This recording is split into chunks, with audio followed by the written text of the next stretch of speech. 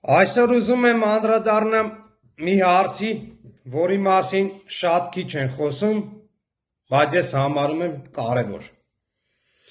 Ուզում եմ անդրադառնամ 4-րդ իշխանությանը։ Խոսամ այն մասին,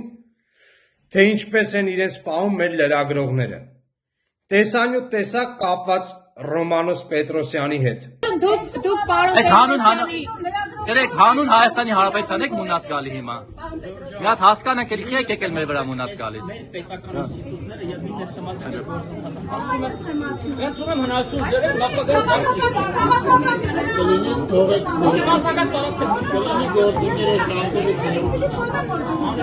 Պարոն Պետրոսյան, ձեր թիկնապահներն են։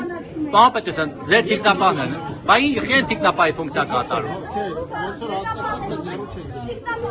Լավ թողեք այս մարդը շնչի։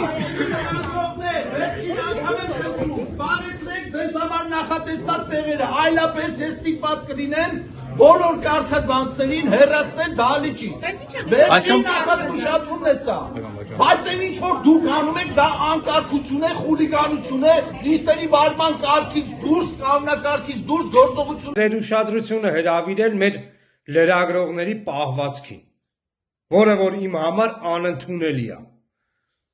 Ու դա կապ չունի դիմացինդ իշխանության ներկայացուցիչը, թե ընդդիմության։ Ու հորդորում եմ ձեզ լրագրողներ, ձեզ պայք շնորհքով եւ կոռեկտ։ Նաեւ ավելացնեմ ցավոք, որ մեր երկրում չկա անկողմնակալ լրատվական դաշտ։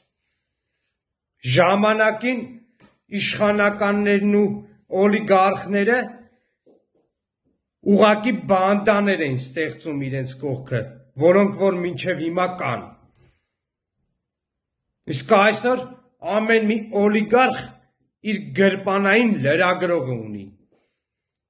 Ու մեր բախտը բերել այնքանով, որ մեր նման հասարակ քաղաքացիները կարողանում են իրենց ձայնը լսելի դարձնել։ Հակառակ դեպքում